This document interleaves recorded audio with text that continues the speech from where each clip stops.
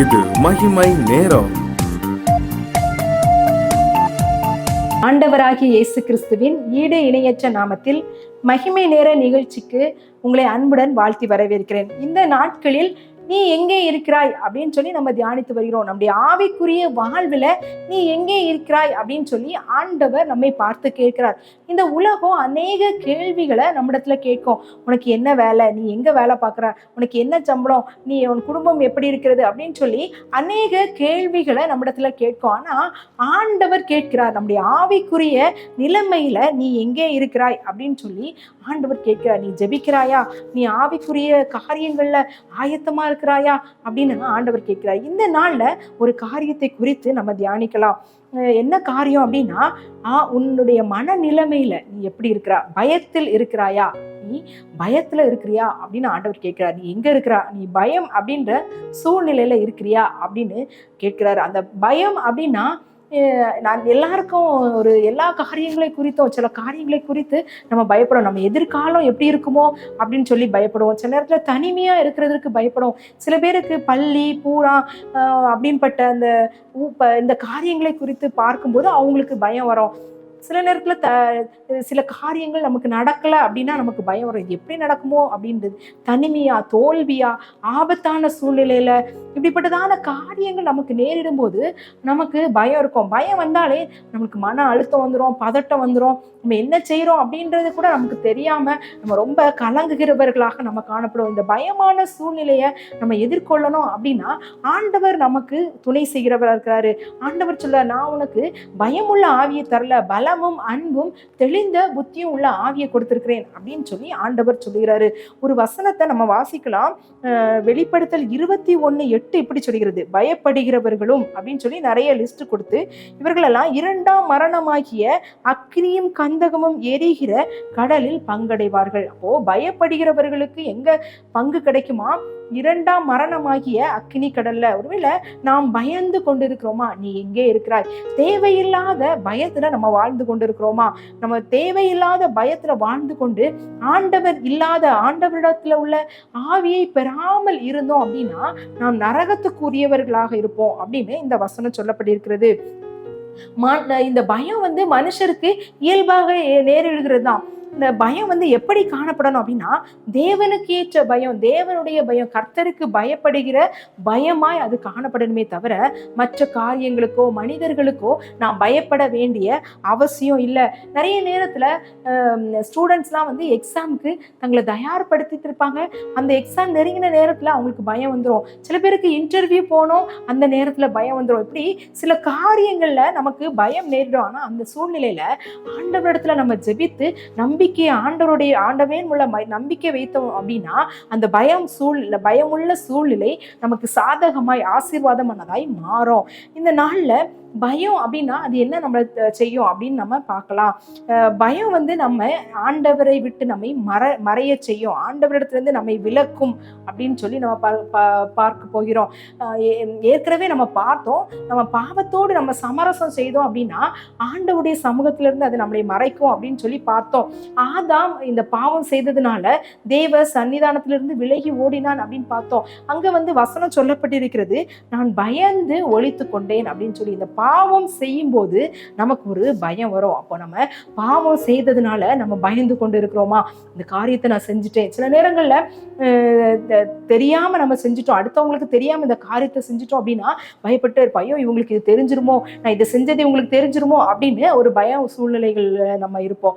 ஆண்டவருக்கு பிரியமில்லாத காரியத்தை செய்யும் போது ஆண்டவரை விட்டு அது நம்மை மறைக்க செய்யும், ஆண்டவரை விட்டு ஓட செய்யும், ஆண்டவரை விட்டு வழி விலக செய்யும். அப்போ பயமுள்ள சூழ்நிலையில நம்ம இருக்கிறோம் அப்படின்னா நம்ம ஆண்டவரிடத்துல ஆண்டவரே நான் பயப்படுகிறேன், நீங்க பயப்படாதேன்னு என்ன தேய்ச்சிக்கிறவரா இருக்கீங்க, நான் உன் கூட தான் இருக்கிறேன் அப்படின்னு சொல்றீங்க, நான் என்னை தேய்ச்சிக்கிறவரா இருக்கீங்கன்னு சொல்லி ஆண்டவரிடத்துல நம்ம வரும்போது அந்த பயம் நம்ம ஆண்டவருக்குள்ளாக வர செய்யும். ஆனா பாவமான காரியங்களை செய்துவிட்டு நம்ம அதை மறைத்து கொண்டு இருந்தோம் அப்படின்னா பாவமானது ஆண்டவரை விட்டு நம்மை மறைக்கும் அப்படின்னு சொல்லி இந்த நாள்ல நம்ம பார்க்கலாம். நம்ம ஜெபிக்காம சில நேரத்தில் இருக்கும்போது கூட ஐயோ இது என்ன நேரிடுமோ அப்படின்னு சொல்லி நம்ம பயந்து கொண்டிருப்போம். அப்போ ஒரு காரியத்துல நமக்கு பயம் வருது அப்படின்னா அந்த காரியத்தை குறித்து நம்ம ஆண்டோடைய காரியத்துல அதை வச்சு நம்ம ஜெபித்தோம் அப்படின்னா அந்த பயம் நம்மை விட்டு விலகி போகிறதாய் காணப்படும். அப்போ ஆவிக்குரிய வாழ்க்கையில பயத்துல நீ இருக்கிறியா, நீ எங்கே இருக்கிற அப்படின்னு ஆண்டவர் கேட்கிறாரு. அடுத்ததாக இந்த பயம் என்ன செய்யும் அப்படின்னா அழைப்பை தடுக்கும். ஆண்டவர் உங்கள்கிட்ட ஒரு காரியத்தை சொல்றாரு, இந்த காரியத்தை செய் அப்படின்னு சொல்றாரு, ஒரு அழைப்பை அறைகூவல் விடுறாரு, அந்த காரியத்தை செய்ய விடாமல் அது என்ன செய்யும், தடுக்கும். இந்த மோசேக்கு ஆண்டவர் முச்செடியின் மூலமாக தரிசனமாகிறார். அப்ப ஆண்டவர் சொல்றாரு, என் ஜனங்கள் எகிப்துல படுற கூக்குரலை நான் கேட்டேன், அவங்க ஒடுக்கப்படுறாங்க, நீ அங்க போய் அவங்கள கொண்டு வா, இந்த மலையில வந்து ஆராதனை செய் அப்படின்னு சொல்லி நிறைய காரியங்கள் அடையாளங்கள்லாம் கொடுக்குறாரு. ஆனாலும் இந்த மோசே என்ன சொல்றாரு தெரியுமா, நான் செஞ்சுக்கிட மாட்டேன், வேற யாரையாவது அனுப்புங்க அப்படின்னு சொல்றான், எனக்கு பேச தெரியாது அப்படின்னு சொல்லி அந்த பயந்த சூழ்நிலையில அவன் அழைப்பை தடுக்கிறதாய் காணப்பட்டான். ஆனா அந்த பயம் நம்மளை என்ன சொல்லும் அப்படின்னா, நீ இதெல்லாம் செஞ்சுக்கிட மாட்டா, உன்னாலலாம் முடியாது அப்படின்னு அந்த பயம் வந்து மோசேட்ட சொல்லிச்சு, நீ இப்படி பேசிட மாட்டா, அவங்க எல்லாரும் அங்க இருக்காங்க, ஏன்னா ஏற்கனவே அங்கிருந்து விலகி ஓடி வந்திருக்கிறான், அதனால நீ அங்க போகக்கூடாது அப்படின்ற மாதிரி அவனுடைய மனதுல அந்த பயம் இருந்ததுனால அந்த அழைப்பை தடுக்கிறதா காணப்பட்டது. ஆனா ஆண்டவர் சொன்னார், நான் உன் கூட இருக்கிறேன், நீ போ அப்படின்னு சொல்லி அவனை தைரியப்படுத்தி அனுப்பினாரு.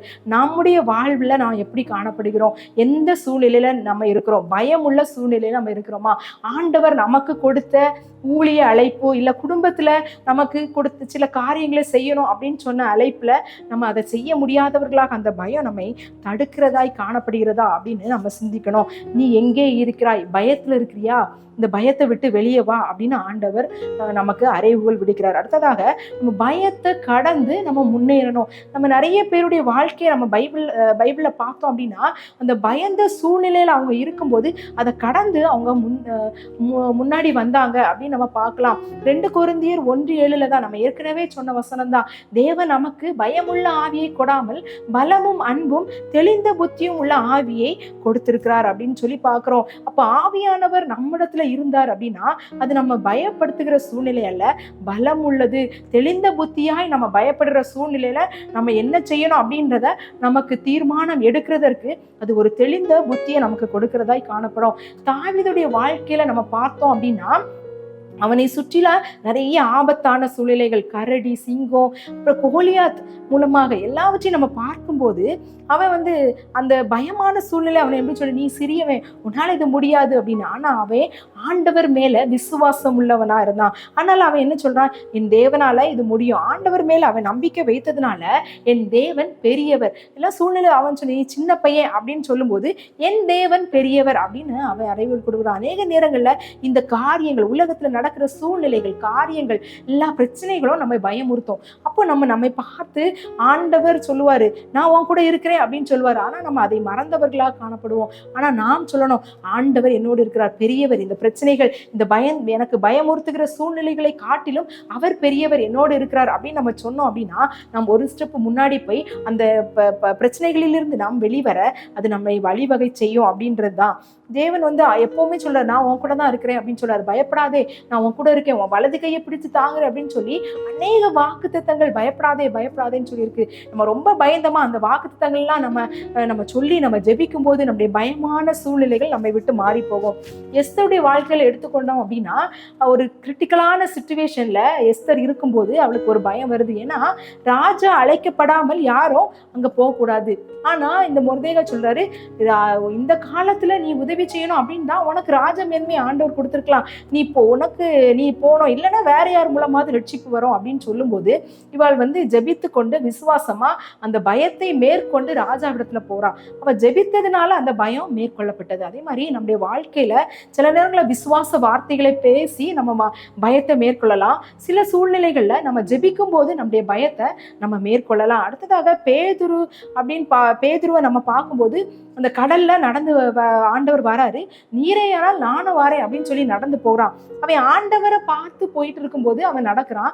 அவன் அந்த அலைகள், காற்று அடிக்குது, அந்த அலைகள் எல்லாம் அவன் பார்த்த உடனே அவன் மூழ்கிறான். அப்போ நம்முடைய வாழ்க்கையில நம்முடைய சூழ்நிலைகள், நம்முடைய பிரச்சனைகளை நம்ம பார்க்கும்போது நமக்கு பயம் வருகிறது. அப்போ நம்ம பிரச்சனைகளை பார்க்காமல் ஆண்டவரை நம்ம அந்த பார்க்கும்போது நம்முடைய பயம் மாறி நாம் ஆண்டவருடைய நம்முடைய காரியங்களை நம்ம முன்னேறி செல்ல ஆண்டவர் நமக்கு உதவி செய்வார். நம்ம அநேக நேரங்களில் பிரச்சனைகளை பார்த்ததுனால, நம்முடைய போராட்டங்களை பார்க்கறதுனால, நமக்கு இருக்கிறதான சூழ்நிலைகளையே நம்ம நோக்குகிறதுனால தான் நமக்கு பயம் தொற்றிக்கொள்கிறது.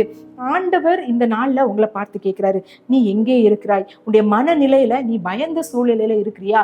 நீ உன்னை நிதானித்து ஆராய்ந்து பார் அப்படின்னு சொல்லி ஆண்டவர் உங்களை பார்த்து கேட்கிறார். இந்த நாள்ல ஒரு தீர்மானம் எடுப்போம். ஆண்டவரே, நீர் எனக்கு பயமுள்ள ஆவியை தரல, பலமுள்ள ஆவியை தந்திருக்கீங்க, அன்புள்ள ஆவியை தந்திருக்கீங்க, தெளிந்த புத்தி உள்ள ஆவியை தந்திருக்கீங்க. அந்த ஆவியினால இந்த பயத்தை மேற்கொண்டு நான் முன்னேற எனக்கு உதவி செய்யுங்க, மேற்கொள்வதற்கான கிருபையை எனக்கு தாங்க அப்படின்னு சொல்லி நம்ம இந்த நாள்ல ஆண்டவரிடத்துல நம்ம ஜெபிக்கலாம். எங்களை அதிகமாய் நேசிக்கிறீங்களா அன்பின் கர்த்தாவே, இந்த நாளுக்காக உமக்கு நன்றி செலுத்துறோம். இந்த நாள்ல ஆண்டவரே, பயத்தை குறித்து நாங்க பார்த்தோம், நாங்க பயந்த சூழ்நிலையில் இருக்கிறோம். நீ எங்கே இருக்கிறாய் அப்படின்னு எங்களை பார்த்து கேட்கும்போது நாங்க ஒருவேளை பயந்த சூழ்நிலையில நாங்க இருக்கிறவர்களாய் காணப்படுகிறோம். எங்களுடைய பயத்தை எல்லாம் நீர் எடுத்து போடும்படியாய் ஜெபிக்கிறோம். பயப்படாதே பயப்படாதே என்று சொல்லி நீர் எங்களை தேற்றுகிற தேவனா இருக்கீங்க. அந்த தேற்றுதலை நாங்க உணர்ந்து கொள்ள உதவி செய்யுங்க.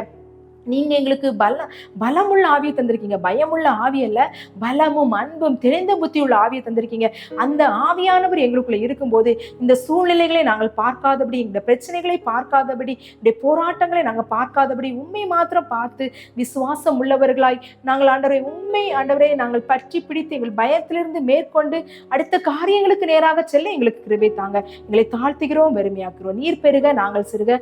இயேசுவின் மூலம் ஜெபம் கேளு நல்ல பிதாவே, ஆமீன். கர்த்தர் தாமே உங்கள் அனைவரையும் ஆசீர்வதிப்பாராக.